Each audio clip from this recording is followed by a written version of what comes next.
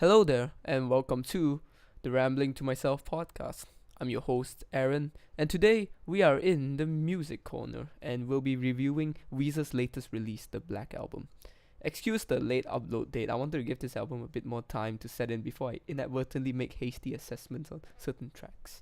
Similar to my Weezer series, I will have S rank for my favorite tracks, A rank for the good tracks, and least favorite tracks for tracks I didn't really enjoy that much. And as usual, I'll start with covering all the tracks, then move on to the final review. And without further ado, let's begin.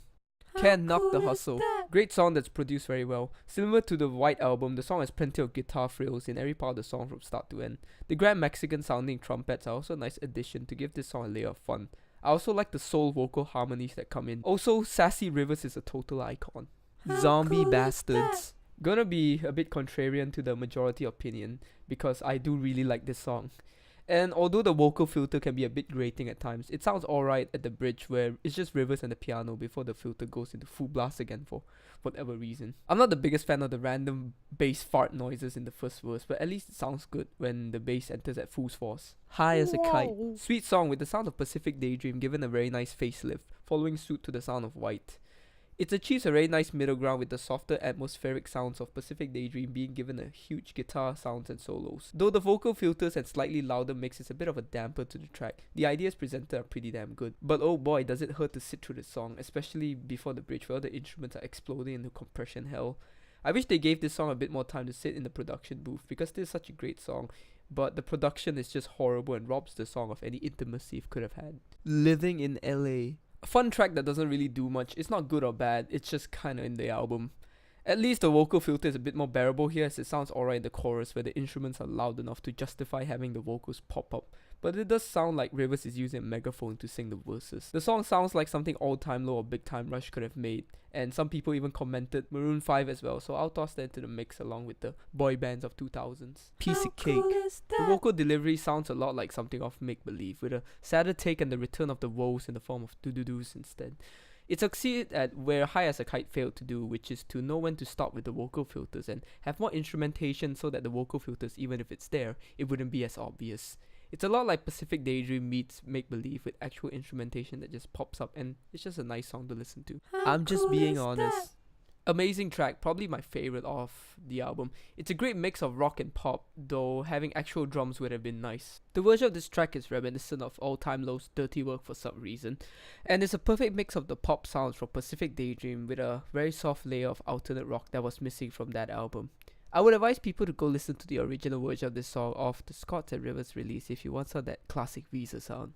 Too Many Thoughts. Piece of crap. It's like a modern We Are All on Drugs. A pretty boring track for me, though the action drums are nice and Rivers rapping is a surprise to be sure, but a welcome one. The Prince Who Wanted Everything. Crap. Does anyone else Christmas with Weezer?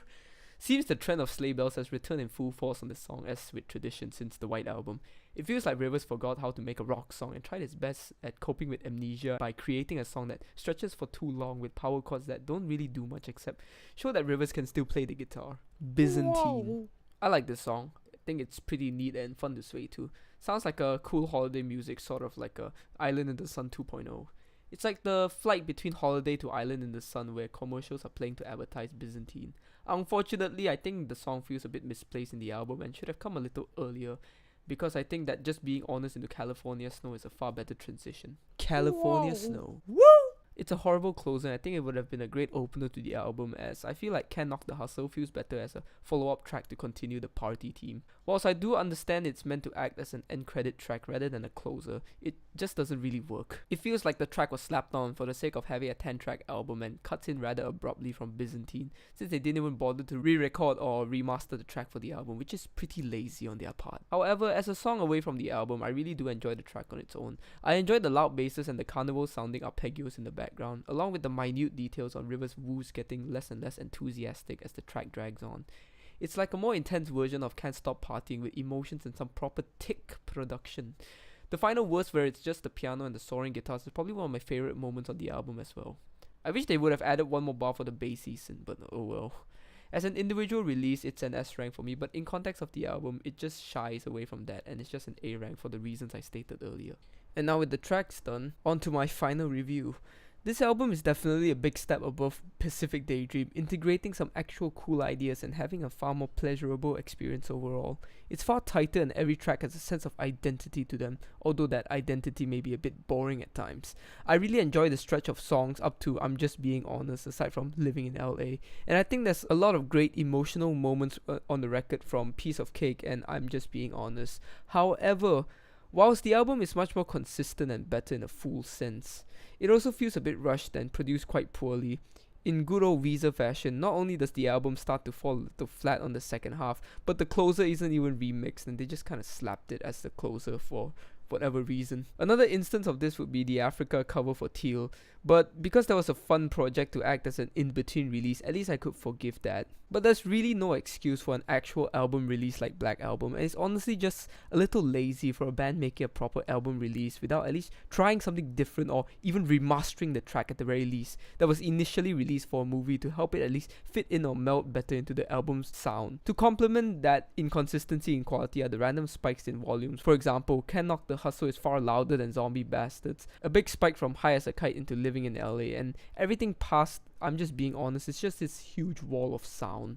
As for the instrumentation, the lack of an actual drum set is also a bit of a pet peeve of mine because the whole album uses an electronic drum set which just gives the song a lack of soul that could have boosted some songs like Just Being Honest or give a bit more intimacy for songs like High as a Kite or Piece of Cake. I think it could have worked if the album was a bit more chaotic or required an electronic drum set sound like in Can't Knock the Hustle or Zombie Bastards, but Although there is far more passion and life to the songs from vocal delivery to instrumentation choices, I don't think the variety justifies the somewhat lackluster end product.